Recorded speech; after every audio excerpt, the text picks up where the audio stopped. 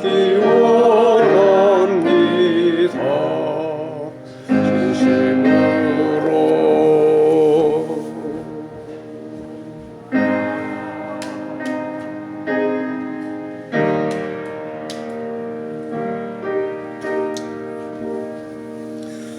이제 시간이 되었으므로 주일 오후 예배 시작하겠습니다. 찬송가 96장, 예수님은 누구신가? 96장.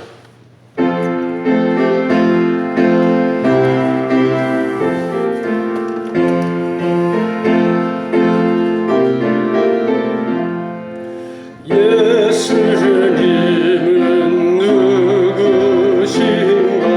우는 자의 위로와 없는 자의 풍성이며 천한 자의 높음과 잡힌 자의 노인되고 우리 기쁨 되시네. 예수님은 누구신가? 자의 강함과 눈먼 자의 빛이시며 병든 자의 고침과 죽은 자의 부활되고 우리 생명 되시네. 예수님은 누구신가? 주한 자의 전함과 죽을 자의 생명이며 죄인들의 중보와 멸망 자의 구원되고 우리 평화 되시네. 예수님 누구신가? 온 교회의 머리와 온 세상의 구주시며 모든 왕의 왕이요 심판하실 주님 되고 우리 영광 되시네. 찬송가 94장, 주 예수보다도 귀한 것은 없네. 94장.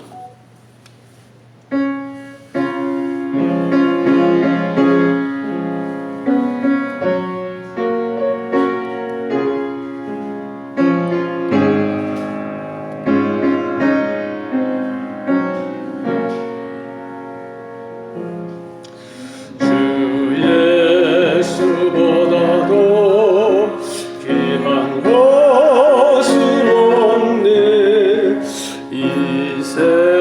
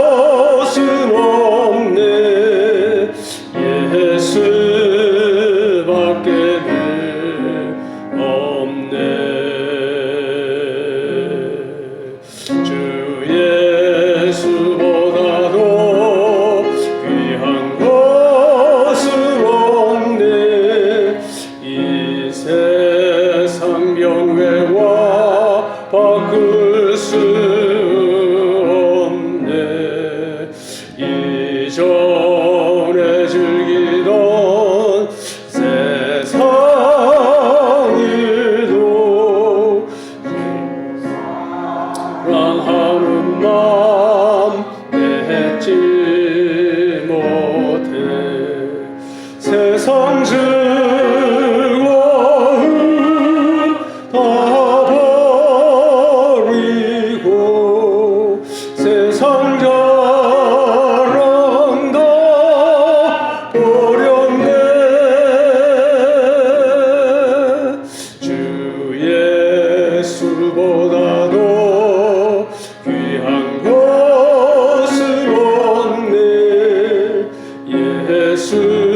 예수밖에 없네 주 예수보다도 귀한 것은 없네 이 세상 행복과 바꿀 수 없네 유혹과 핍박이 몰려와도 주 섬기는 내 맘 변치 않아 세상 즐거움 다 버리고 세상 자랑 다 버렸네 주 예수보다도 귀한 것은 없네 예수밖에는 없네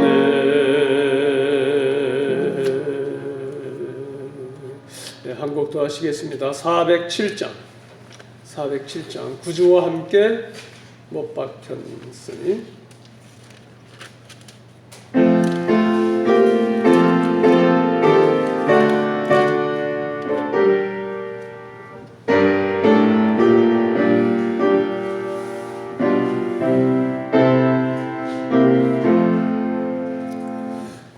구주와 함께 나 죽었으니 구주와 함께 나 살았도다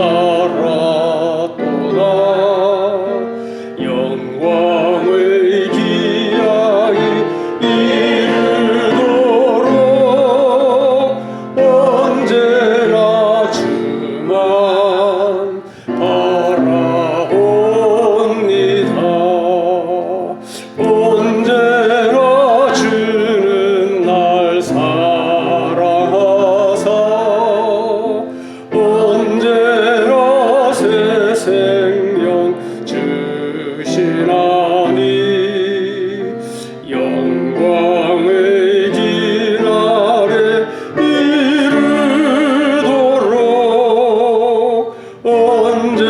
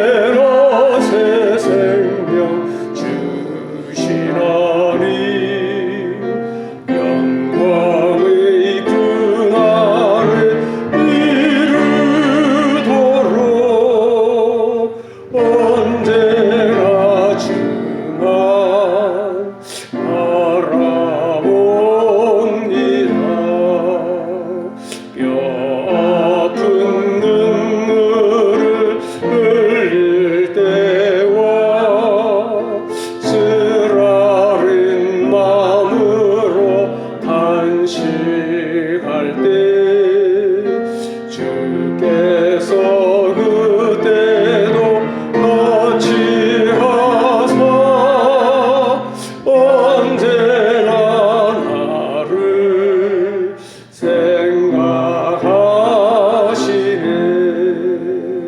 언제나 주는 날 사랑하사 언제나 새 생명 주시나니 영광의 그날에 이르도록 언제나 주만 바라봅니다. 내 몸의 약함을 아시는 주 못 고칠 질병이 아주 없네.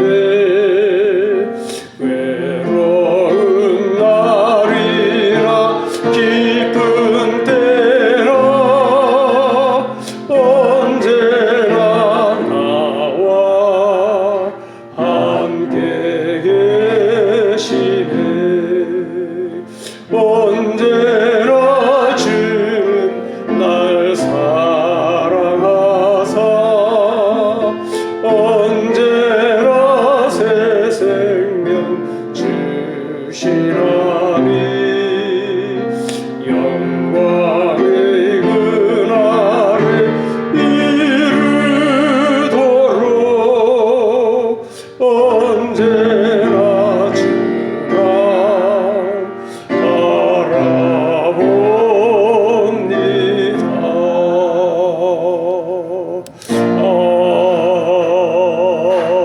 아멘. 기도하시겠습니다. 아버지 하나님, 사랑과 은혜를 감사합니다. 오늘 또 저희들에게 거룩하고 복된 주일 허락하셔서 아침에 모여서 예배드리며 은혜 받게 하여 주시고 또 오후 이 시간에도 또 모여서 하나님께 경배드리며 또 하나님을 바라보며 우리의 참 구주가 되시는 그 거룩한 몸 찢어서 지성소로 나아가게 하신 새롭고 산 길이신 주님을 바라보며 또 은혜 받게 하여 주시니 감사합니다. 이 시간에도 주님의 보혈 의지하여 지성소로 나아갑니다. 은혜의 보좌 앞으로 나아갑니다. 아버지 하나님, 예비하신 은혜를 저희들에게 부어 주시옵소서. 왕같은 제사장으로서의 신분과 권세를 누리며 하나님을 영화롭게 섬기며 또 많은 사람들에게 복음을 전하는 사명을 잘 감당할 수 있게 하여 주옵소서. 오늘 이 시간은 특별히 성막을 통해서 성막에 나타난 주님의 모습을 바라보고자 합니다. 참으로 깨닫게 하여 주시고 저희들을 바른 진리의 길로 인도하여 주옵소서. 예수님 이름으로 감사하며 기도드리옵나이다. 아멘.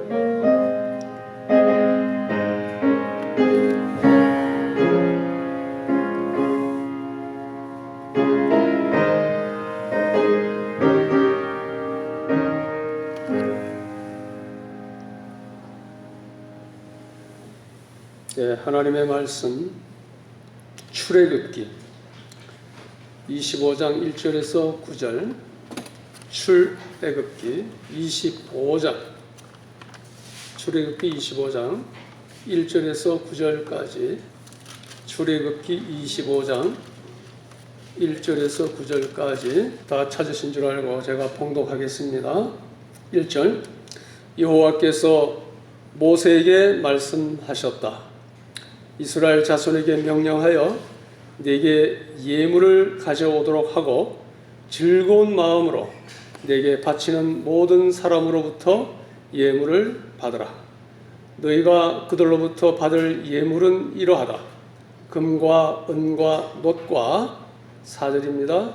청색, 자주색, 홍색 실과 가는 배실과 염소 틀과 붉게 물들인 수량의 가죽과 해달의 가죽과 아카시아 나무와 등잔용 기름과 붓는 기름을 만드는 향품과 분향하는 향을 만드는 향품과 7절 호마노와 에봇과 가슴페이에 박을 보석들이다. 그들이 나를 위해 성소를 지어 내가 그들 가운데 머물 수 있게 하고 9절 내가 내게 보여줄 성막의 모형과 그 모든 기구들의 모형에 따라 너희가 그대로 만들도록 하여라. 아멘. 요한복음 1장 14절 말씀 제가 봉독하겠습니다. 요한복음 1장 14절 말씀이 육신이 되어 우리 가운데 계셔서 우리가 그분의 영광을 보았는데 아버지로부터 독생하신 분의 영광이었으며 진리와 은혜와 진리가 충만하였다. 말씀이 육신이 되어 우리 가운데 계셔서 오늘 본문은 성막을 만들어라는 하나님의 명령입니다. 성막은 예수 그리스도의 그림자이고 예표 혹은 상징이기 때문에 이 시간에는 성막에 예표된 예수 그리스도라는 제목으로 말씀을 전하겠습니다. 예표된이란 말, 미리 보여진 혹은 미리 나타난, 미리 표시된 그런 뜻입니다. 제목을 한번 따라 하실까요? 성막에 예표된 예수 그리스도. 한 번 더. 성막에 예표된 예수 그리스도. 감사합니다. 부족한 종은 부임해서 지금까지 줄곧 예수님이 누구이신가에 대한 관한 메시지를 전하고 있습니다. 예수님을 여러 방면으로 조명하며 바라보며 받은 은혜를 나누고 있습니다. 왜냐하면 저는 예수님을 등에 태우고 온 나귀 같은 종이기 때문에 그렇습니다. 제가 부임하는 날 그 이야기를 했죠. 오늘 오전 예배 설교 제목이 무엇이었습니까? 우리 권사님 기억력이 대단하십니다. 새롭고 살아계신 길 예수님입니다. 예수님께서 운명하실 때 지성소의 휘장이 위에서 아래로 찢어진 사건의 의미와 교훈을 살펴보며 은혜를 나누었습니다.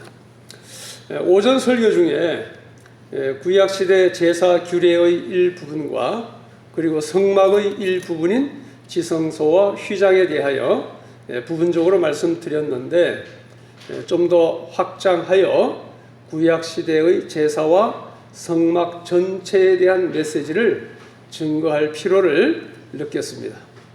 제사와 성막에 대한 전반적인 내용은 다소 복잡하고 어렵기 때문에 오전 예배만 드리는 성도님들보다 상대적으로 더 성숙된 믿음을 가지고 오후 시간에 모인 여러분들을 대상으로 강해 설교를 하기로 하였습니다. 한 시간에 다 다루기는 힘들고요. 아마 여러 주 걸쳐서 나누어서 진행할 예정입니다. 성막에 미리 나타난 예수님을 바라보며 새롭고 놀라운 은혜가 넘치기를 기대하며 축복합니다. 본론입니다. 본론의 첫째, 성막의 유래. 성막은 언제 어디에서 어떻게 만들어졌습니까? 이스라엘 백성들이 출애굽한 후에 광야 생활 초반에 하나님의 명령에 의하여 만들어졌습니다. 좀 더 자세히 말씀드리자면 다음과 같습니다. 이스라엘 백성들은 유월절 규례를 지켜 행함으로써 마지막 재앙에서 구원받아 애굽 땅을 떠난 지 3개월 되던 날, 즉 3월 1일에 시내 광야에 도달하였으며 시내산 앞에 장막을 쳤습니다. 이 무렵에 하나님께서 모세를 시내산으로 불러올려 십계명과 여러 가지 율법을 말씀하셨습니다.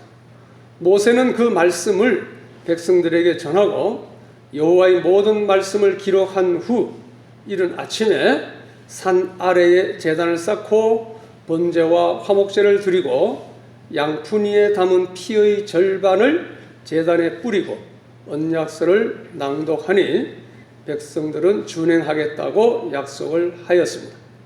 모세는 제단에 뿌리고 남은 피를 백성들에게 뿌리며 이는 여호와께서 이 모든 말씀에 대하여 너희와 세우신 언약의 피다.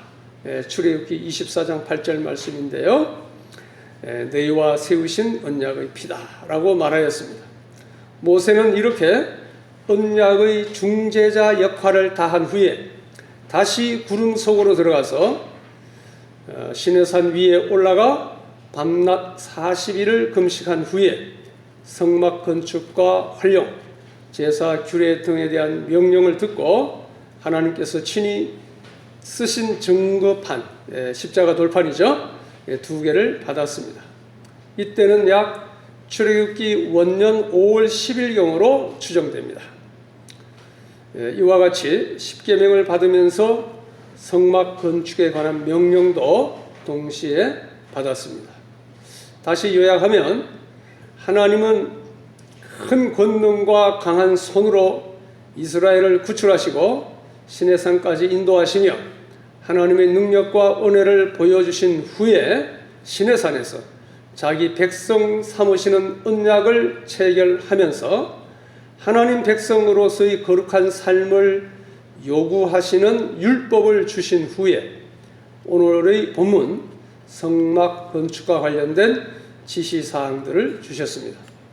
성막에 관한 명령과 그 명령대로 성막을 만들어서 봉헌하기까지의 역사가 출애굽기 25장부터 마지막 40장까지에 걸쳐 기록되어 있습니다.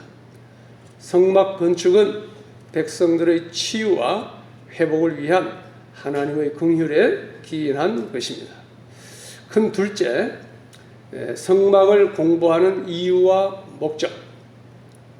왜 성막을 공부해야 합니까?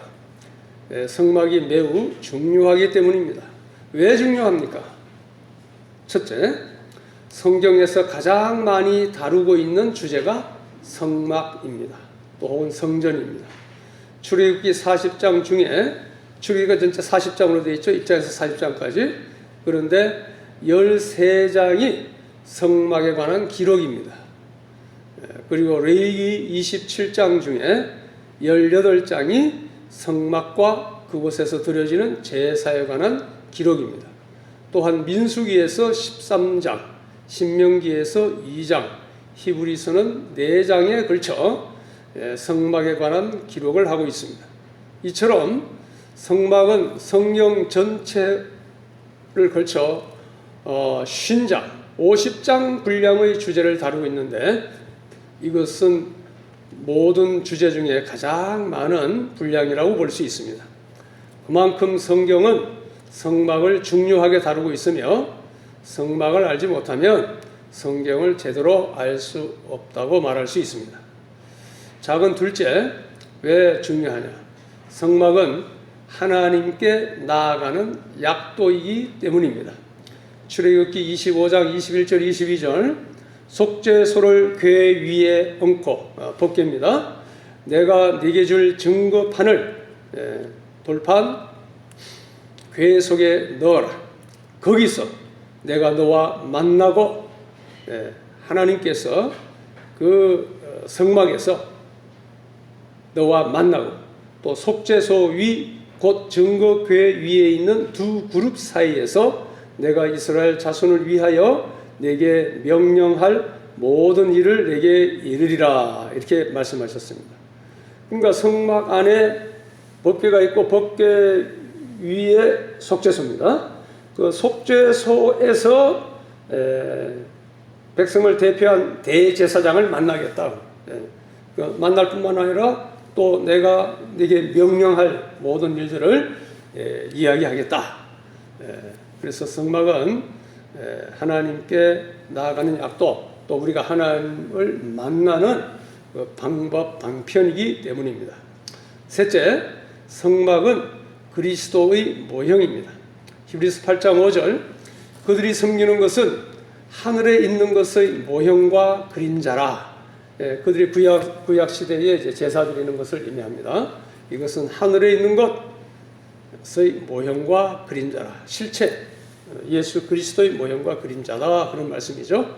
모세가 장막을 지으려 할 때에 지시하심을 얻은과 같이 이르시되 삼가 모든 것을 산에서 내게 보이던 본을 따라 지으라 하셨느니라.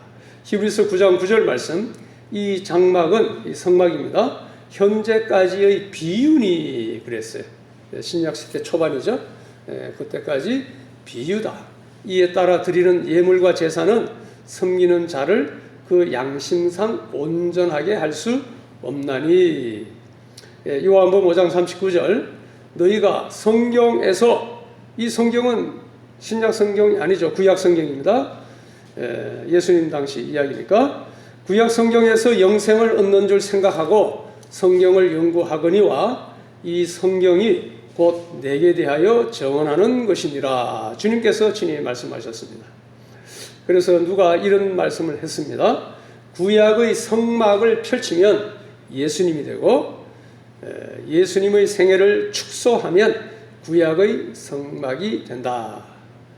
그렇게 이야기한 적이 있습니다. 작은 네 번째, 성막은 그리스도의 몸이자 성전인 내가 어떻게 살아야 하는지를 보여줍니다. 출애굽기는 성막이 어떻게 만들었는지를 다루고 레위기는 성막을 어떻게 사용하는지를 다루고 있습니다.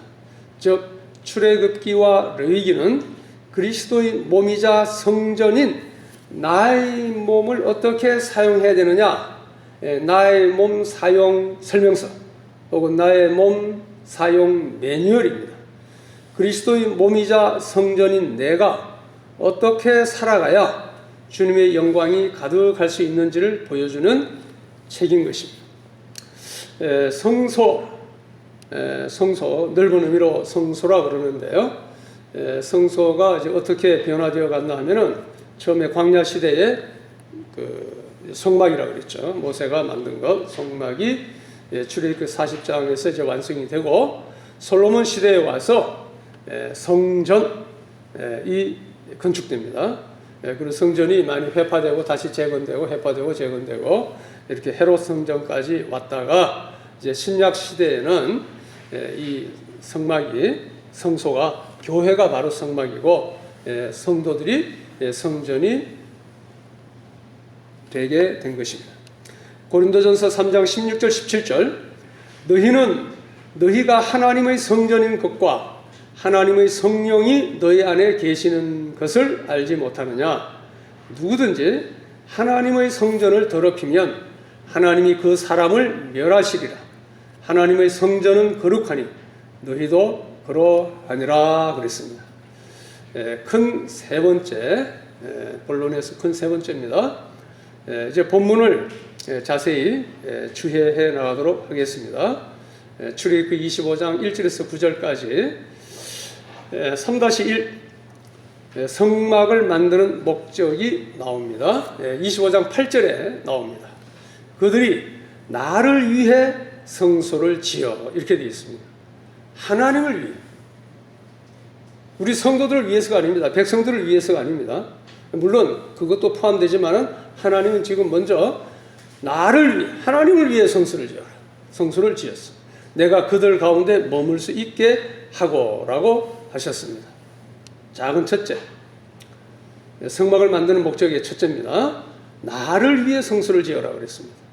우선 분명히 알아야 할 사실은 성막은 하나님 자신을 위해 하나님께서 친히 계획하고 설계하셨다는 사실입니다. 하나님의 소원을 이루시기 위함이었습니다. 이렇게 말씀드리면 하나님 되게 이기적이네 이렇게 생각할 수 있겠죠? 이기적인 말씀처럼 들립니다. 나를 위해 성소를 지어라. 우리를 위한 게 아니라. 그러나 알고 보면 이기적인 것이 아닙니다. 하나님의 소원이 무엇입니까? 자기 백성들과 함께하며 교제하는 것이었습니다. 그래서 최초 인간 아담과 하와를 하나님의 형상대로 지으셨습니다. 하나님의 형상대로 사람을 지으신 목적은 영적이고 인격적인 존재 간의 사랑의 교제와 섬김이 가능하게 하기 위함이었습니다. 교제하기 위해서 하나님 형상대로 지은 것입니다. 그런데 아담과 하와가 범죄하여 하나님을 떠나게 되었습니다. 범죄하기 전에 하나님과 연합하여 행복하게 살았던 그들이 하나님과 분리된 것입니다. 에덴 동산의 동쪽으로 떠났습니다. 하나님을 떠난 그들은 참 안식을 누리지 못하고 고통받으며 신음하는 삶을 살 수밖에 없었습니다. 사랑의 하나님은 하나님을 떠나 불행해진 자기 백성들을 그냥 보고만 있을 수 없었습니다. 자기 백성들이 다시 돌아오기를 원하셨습니다. 범죄한 자기 백성을 초청할 장소가 필요했습니다. 하나님은 거룩하심으로 죄인들과 아무 데서나 만날 수 없었습니다. 함께 만나는 구별된 장소, 거룩한 장소, 즉 성소가 필요하였습니다. 이 성소가 첫째 성소가 성막입니다. 성막의 출입문을 동쪽에 설치하였는데 그 이유가 무엇일까요? 동쪽으로 떠난 자기 백성들이 다시 돌아오게 하기 위함이었습니다. 하나님의 사랑이 담긴 자상한 배려이었습니다. 아니, 간절한 소원이 담긴 심오한 설계였습니다. 나를 위해 성소를 지으라는 말씀에는 하나님의 사랑의 소원이 담겨 있는 것입니다. 작은 둘째, 내가 그들 가운데 머물 수 있게 하라. 하나님은 임마누엘의 하나님이십니다. 자기 백성과 함께 하기를 원하십니다. 그들 가운데 머물며 보호하고 인도하고 은혜와 평강 주시기를 원하십니다. 그런데 거룩하신 하나님께서 아무 곳에서나 머물 수 없었습니다. 머물기 위한 구별된 거룩한 장소가 필요했습니다. 이것이 성소, 즉 성막인 것입니다. 3-2 성막의 설계자는 하나님이십니다. 25장 1절을 보겠습니다. 여호와께서 모세에게 말씀하셨다 라고 되어 있습니다. 성막의 설계자는 하나님이셨습니다. 건물을 지을 때 가장 중요한 분은 설계자입니다. 성막은 너무나도 중요하여 하나님이 직접 설계하셨습니다. 성막이 왜 중요합니까?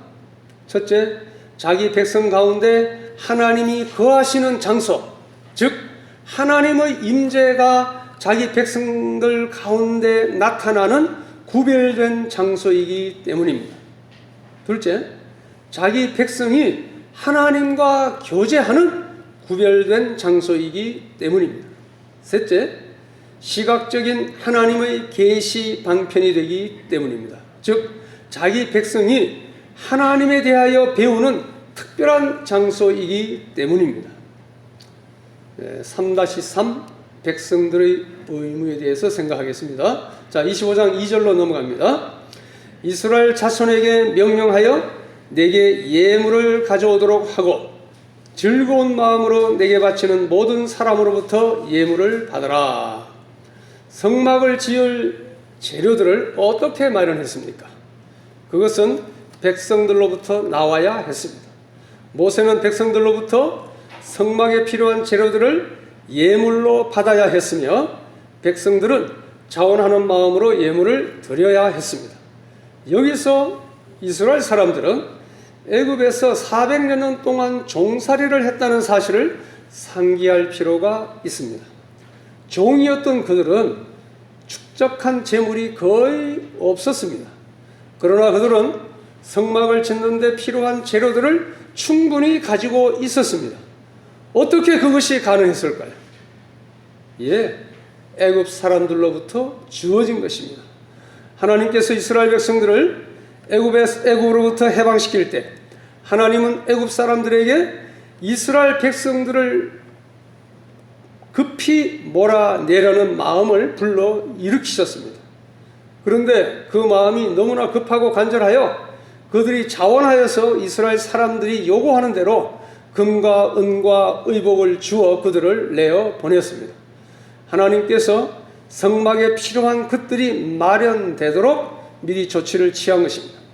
출애굽기 3장 21절 22절 내가 애굽 사람으로 이 백성에게 은혜를 입히게 할지라 너희가 나갈 때에 빈손으로 가지 아니하리니 여인들은 모두 그 이웃 사람과 및 자기 집에 거류하는 여인에게 은폐물과 금폐물과 의복을 구하여 너희의 자녀를 꾸미라. 너희는 애굽 사람들의 물품을 취하리라. 이렇게 이스라엘 백성들이 애굽을 탈출할 때 애굽 사람들의 물품을 취해 가지고 나오게 된 것입니다. 요점은 하나님께서 백성들이 성막을 지을 예물을 미리 마련해 주셨다는 것입니다. 그들이 가지고 있는 것은 하나님께서 주신 것입니다. 하나님께서 애굽 사람들의 마음을 움직여서 그렇게 하신 것입니다.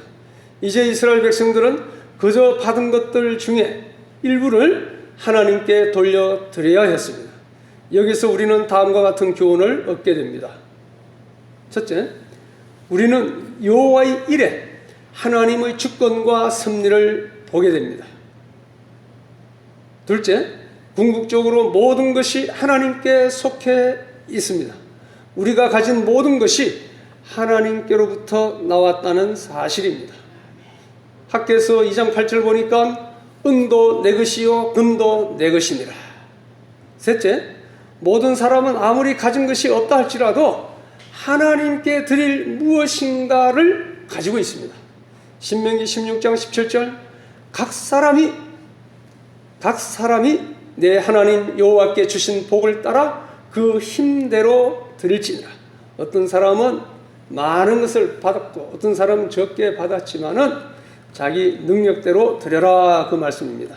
가진 게 있기 때문에 그렇습니다. 넷째, 우리가 하나님께 드릴 때 즐거운 마음으로 자원하는 마음으로 드려야 합니다. 고린도후서 9장 7절 각각 그 마음에 정한 대로 할 것이요 인색함으로나 억지로 하지 말지니 하나님은 즐겨내는 자를 사랑하시느니라 그랬습니다. 자, 3-4 필요한 재료들이 25장 3절에서 7절까지 나옵니다. 자, 이 모든 필요한 재료들은 그리스도를 예표하는 다양한 상징물들입니다.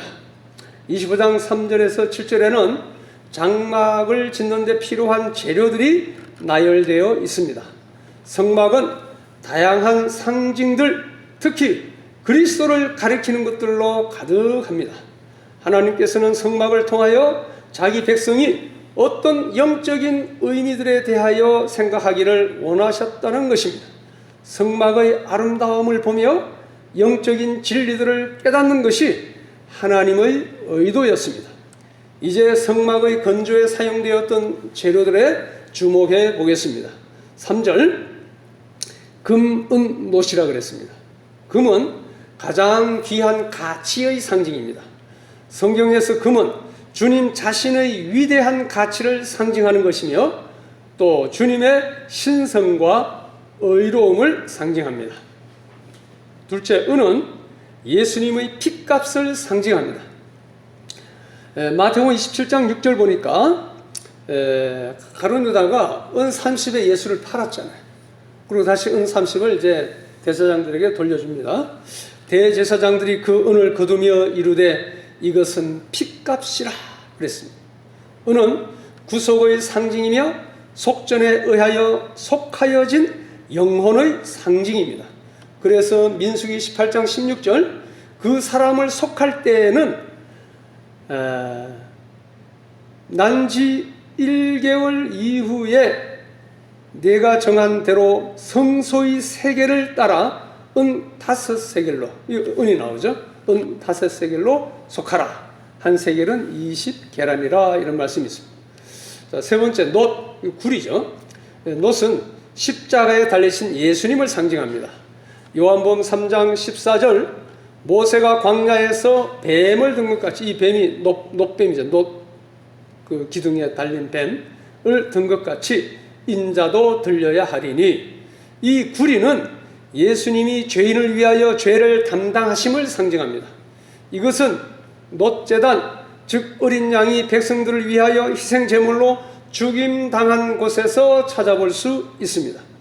출애굽기 27장 3절 말씀 보면 죄를 담는 통과, 부삽과 대야와 고기 갈고리와 불 옮기는 그릇을 만들되 단의 그릇을 다 놋으로, 단의 그릇들을 다 구리로 만들지며, 이렇게 되어 있습니다. 요한계시록은 예수님의 발에 대하여 다음과 같이 증언하고 있습니다. 계시록 1장 15절 말씀, 그의 발은 풀무에 단련한 빛난 주석 같고, 이 주석에 이제 놋이 들어가 있는 성분이죠. 주석 같고라고 하였습니다. 자, 4절 보겠습니다. 이제 그 재료들을 쭉 살펴보는 겁니다. 4절, 청색, 자색, 홍색 실과 가는 배실과 염소털이 나옵니다. 자, 이는 성막에서 사용되던 주요 색채들이었습니다. 이런 주요 색깔들은 출애굽기에서만 대략 25번 언급되고 있습니다. 자, 첫째, 청색, 하늘색입니다. 하늘의 색깔이죠. 그러므로 그것은 예수님의 신성을 상징합니다. 히브리서 9장 26절, 이러한 대제사장은 우리에게 합당하니 거룩하고 악이 없고 더러움이 없고 죄인에게서 떠나 계시고 하늘보다 높이 되신 자라 그랬습니다. 우리도 이 파란 하늘을 바라보면서, 자주 바라보세요. 그럼 눈 건강에도 좋습니다. 그런데 눈 건강만 위해서 바라보는 게 아니라 하늘 위에 계신 파란 색깔이 상징하는 하나님과 예수님을 바라보면 좋겠습니다. 자, 셋째, 홍색, 자색, 둘째 자색입니다. 이 자색은 왕의 색깔입니다.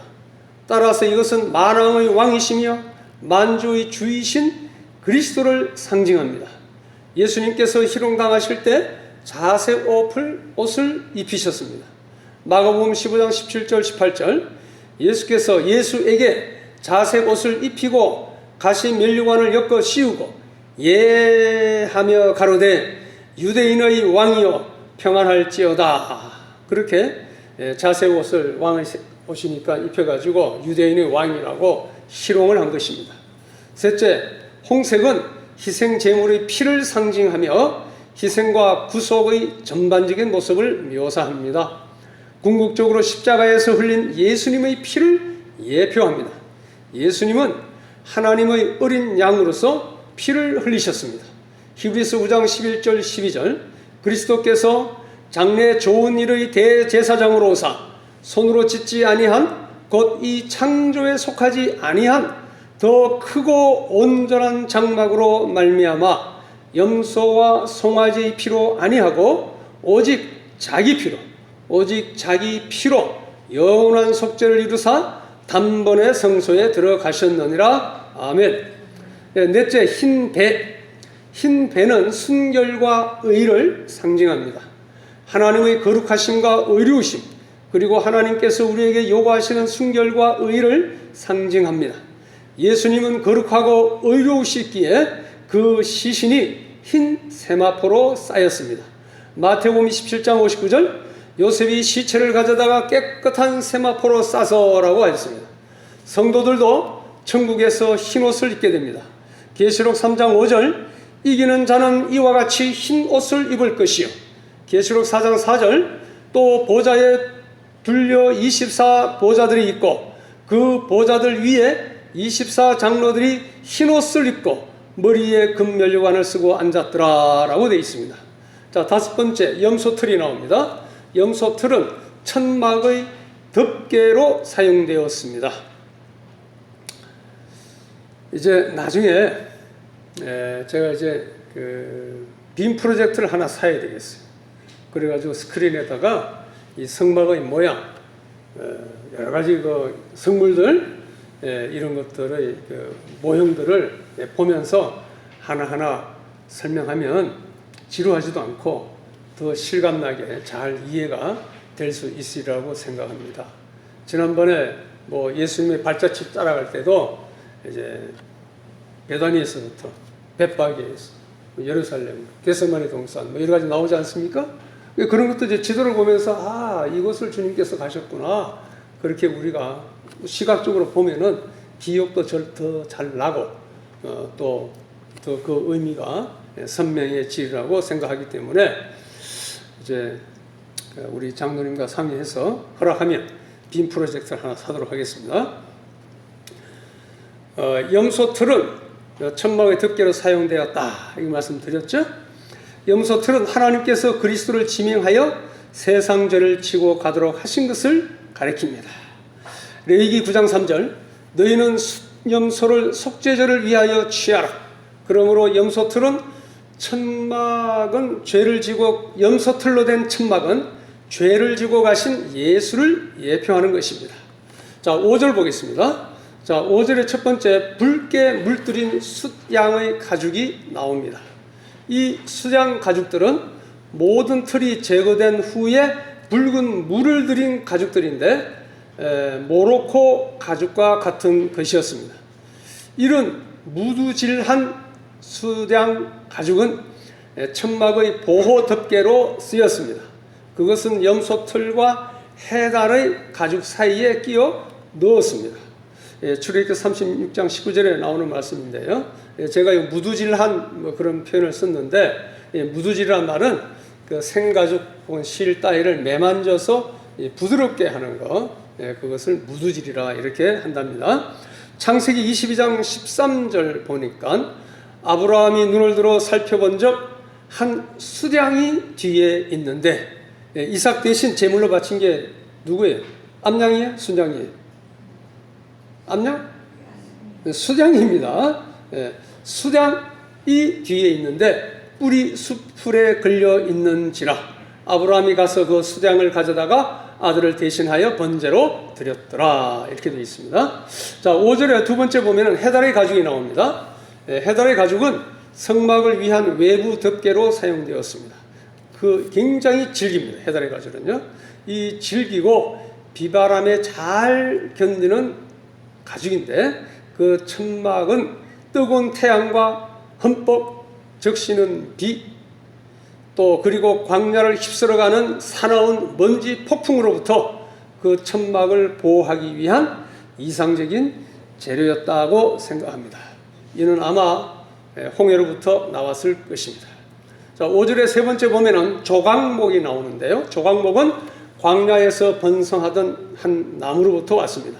조각목은 갈색과 오렌지색이 혼합된 아주 단단한 재질이었습니다. 때문에 이 목공들, 장인들이 가구를 만들기 위하여 가장 선호했던 나무가 이 조각목이랍니다. 70인역에는 70인역, 원래 히브리어 구약인데 이것을 헬라어로 번역한 것을 70인역이라고 하죠. 이 조각목을 뭐라고 번역한다 그러면 썩지 않는 나무다라고 번역하고 있습니다. 자, 죄악으로 가득 찬 세상에서 예수 그리스도는 유일하게 죄가 없는 분입니다. 조각목이 그 내구성과 단단함을 상징하듯이 예수 그리스도에 대해서 예수 그리스도는 죄에 대해서 저항성과 아주 강함을 가지고 계신 표본이 되시는 것입니다. 요한일서 3장 5절 그가 우리 죄를 없이 하려고 나타내신 바 된 것을 너희가 아나니 그에게는 죄가 없느니라. 자, 6절 봅니다. 6절의 첫 번째 이 등유, 등불을 켜기 위한 기름이죠. 이것은 올리브 열매를 짜가지고 만든 그 올리브유입니다. 성경 전체를 통하여 이 올리브유는 대다수 사람들이 충만한 열매의 풍성함을 상징하는 나무로 택했습니다. 그러므로 이 기름은 하나님의 영의 충만과 열매의 풍성함을 상징하며 하나님의 영의 기름 부으심을 상징합니다. 요한일서 2장 27절 너희는 주께 받은 바 기름 부음이 너희 안에 거하나니 아무도 너희를 가르칠 필요가 없고 그의 기름 부음이 모든 것을 너희에게 가르치며 또 참되고 거짓이 없으니 너희를 가르친 그대로 주 안에 거하라 되어 있습니다. 우리 믿는 성도들은 주님께 기름 부음을 받았다고 그랬습니다. 예, 그 왕 제사장 선지자가 기름 부음 받잖아요. 우리가 그런 신분을 가지게 되었다. 그 이야기입니다. 자, 사사기 9장 9절 물론 예수님도 그리스도로서 왕 제사장 선지자로 기름 부음을 받으셨죠. 사사기 9장 9절 감람나무가 그들에게 이르되 나의 기름은 하나님과 사람을 영화롭게 하나니 그랬어요. 기름은 하나님과 사람을 영화롭게 하는 것이다. 내가 어찌 그것을 버리고 가시나무들 위에 요동하리요 한지라. 6절 두 번째 관유에 드는 향품과 분향할 향이 나옵니다. 관유는 제사장 침식과 모든 성물을 거룩하게 구별할 때 사용되는 올리브 기름입니다. 오늘 9절까지 가야 되는데요. 7절까지 왔는데 빨리 마무리하겠습니다. 7절 첫 번째 호마노. 호마노는 보석에 가까운 돌입니다. 보석에 해당하는 돌인데 제사장의 에봇과 흉배에 붙이는 보석으로 사용되었습니다. 그 정도만 하고 넘어갑니다. 그 다음에 또 에봇과 흉배에 물릴 보석들이 또 별도로 있었어요. 에봇, 또 흉배, 그 다 그림을 보면 알 텐데 그냥 지나가겠습니다. 자, 결론입니다. 자, 하나님은 자기 백성 가운데서 매우 특별한 방식으로 거하기 위한 성소를 짓고자 하셨습니다. 성소는 거룩하고 구별된 장소, 즉 하나님을 위하여 바쳐진 장소를 의미합니다. 하나님은 다음과 같이 성막이 거룩한 장소가 되기를 원하셨습니다. 하나님께서 주도적으로 이스라엘과 관련을 맺으셨다는 점에 주목하십시다. 하나님은 자기 백성과 함께하고 그들과 교제하기를 원하십니다. 그래서 하나님은 자기 백성과 만날 수 있고 백성이 하나님과 만날 수 있는 특별한 장소를 계획하셨습니다. 그 장소가 바로 성막이었던 것입니다. 성막의 계획과 설계는 하나님이 직접 하시고 모세에게 지으라고 지시하셨습니다. 성경 전체를 통하여 성막이라는 단어가 처음 어느 구절에 나타나느냐 하면 출애굽기 25장 9절에 나타납니다. 성막은 자기 백성들 가운데 천막을 치시고 그들과 더불어 매우 특이한 방식으로 거하시는 하나님에 대하여 묘사하며 또한 모든 것이 장차 오실 예수 그리스도를 예표합니다. 성막은 하나님을 묘사합니다. 또 예수 그리스도를 예표하고 있는 것입니다. 오늘날 믿는 자의 몸은 성전, 즉 하나님의 성소입니다. 따라서 우리는 자신을 거룩하게 구별하여 의로운 삶을 살아야만 합니다. 우리의 몸은 하나님의 영이 거할 수 있는 거룩한 장소가 되어야 합니다. 고린도전서 3장 16절 17절 너희가 하나님의 성전인 것과 하나님의 성령이 너희 안에 거하시는 것을 알지 못하느냐. 누구든지 하나님의 성전을 더럽히면 하나님이 그 사람을 멸하시리라. 하나님의 성전은 거룩하니 너희도 그러하니라. 고린도전서 6장 19절 20절 너희 몸은 너희가 하나님께로부터 받은 바 너희 가운데 계신 성령의 전인 줄을 알지 못하느냐. 너희는 너희 것이 아니라 값으로 산 것이 되었으니 그런즉 너희 몸으로 하나님께 영광을 돌리라. 레위기 11장 45절 나는 너희에게 하나님이 되고 너희를 애굽 땅에서 인도하여 낸 여호와라. 내가 거룩하니 너희도 거룩할지어다. 베드로전서 1장 15절 16절 오직 너희를 부르신 거룩한 자처럼 너희도 모든 행실을 거룩한 자가 되라. 기록하였으되 내가 거룩하니 너희도 거룩할지어다. 바로 베드로전서 1장 16절은 레위기 11장 45절 말씀을 인용한 것입니다. 요한복음 1장 14절 말씀 보시겠습니다. 말씀이 육신이 되어 우리 가운데 거하시매 우리가 그 영광을 보니 아버지의 독생자의 영광이요 은혜와 진리가 충만하더라. 하나님께서 우리와 거하시기 위해서 말씀이신 예수님께서 임마누엘로 이 땅에 오셨습니다. 그것처럼 하나님은 성막을, 구약시대에는 성막을 지으셔서 그곳에 임마누엘로 임재하시면서 하나님의 영광을 드러내시고 장차 우리를 죄악에서 구원하시기 위하여 오실 대제사장 예수 그리스도를 상징물로 주신 것입니다. 예표하는 성막인 것입니다. 예수께서 가라사대 내가 그 길이요 진리요 생명이니 나로 말미암지 않고는 아버지께로 올 자가 없느니라. 아멘. 이제 시간이 많이 지났기 때문에 여기까지만 하고 이제 다음에도 오후 시간에는 이 성막에 대한 것을 계속 시리즈로 제가 특강 형식으로 이제 빔 프로젝트를 이용할 수 있으면 이용해서 진행해 나가도록 그렇게 하겠습니다. 성막신앙, 성막신앙이 굉장히 중요합니다. 우리는 보혈신앙, 부활신앙, 재림신앙, 성막신앙을 가져야 돼요. 성막신앙. 기도하시겠습니다. 아버지 하나님, 사랑과 은혜를 감사합니다. 오늘은 성막에 예표된 우리 주 예수 그리스도를 생각하며 은혜를 받았습니다. 하나님께서는 하나님을 떠난 죄인들을 사랑하셔서 그래도 죄인들을 부르시기 위하여 같이 만나서 말씀하시기 위하여 특별히 구별된 장소 성막을 지으라고 명령하셨고 또 성막을 만드는 여러 가지 재료들이 다 장차 오실 예수 그리스도를 상징하며 예표하게끔 하셨습니다. 이 성막에 담겨져 있는 영적인 비밀을 저희들이 깊이 깨닫게 하여 주시고 또 우리 주 예수 그리스도를 더 깊이 알아가며 그 은혜를 누리는 저희들이 되게 하여 주시옵소서.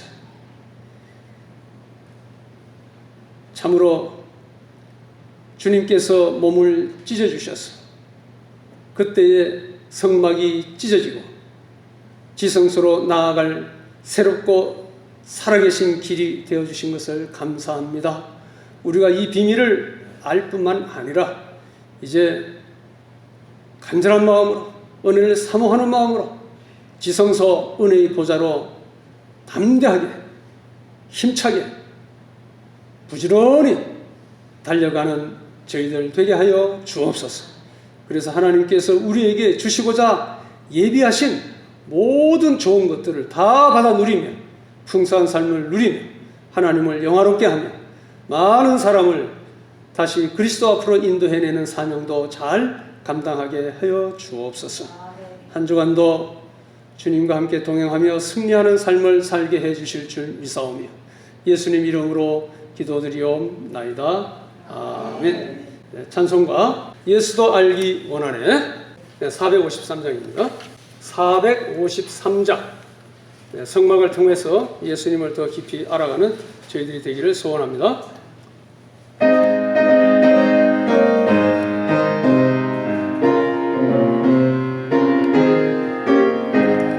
예수도 알기 원하네 그도 넓은 은혜와 계속해 주신 사랑을 간절히 알기 원하네. 좀 빠르게요. 내 평생의 소원 내 평생의 소원 계속해 주신 사랑을 간절히 알기 원하네. 성령의 스승 되셔서 진리를 가르치시고 거룩한 뜻을 깨달아 예수를 알게 하소서.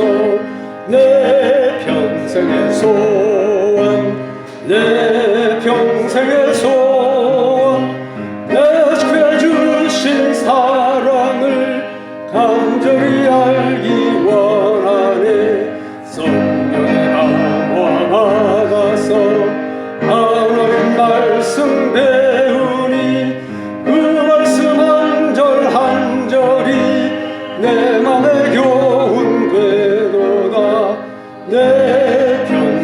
소원 내 평생의 소원 대속해 주신 사랑을 간절히 알기 원하네. 예수가 계신 보좌는 영광에 둘러있다. 평화의 왕이 오시니 나라 왕성하도다. 내 평생의 소원 내 평생의 소원 내 지켜주신 사랑을 간절히 알기 원하네. 서로 인사합시다. 성막에 대표된 예수 그리스도를 바라봅시다. 자, 다 같이 성막에 예표된 예수 그리스도를 바라봅시다. 아멘. 감사합니다. 네, 주기도문 드리겠습니다. 하늘에 계신 우리 아버지여, 이름이 거룩히 여기심을 받으시오며 나라가 임하오시니 뜻이 하늘에서 이루어진 것 같이 땅에서도 이루어지이다. 오늘 우리에게 일용할 양식을 주시옵고 우리가 우리에게 죄 지은 자를 사하여 준 것 같이 우리 죄를 사하여 주시옵고 우리를 시험에 들게 하지 마시옵고 다만 악에서 구하시옵소서. 대개 나라와 권세와 영광이 아버지께 영원히 있사옵나이다. 아멘.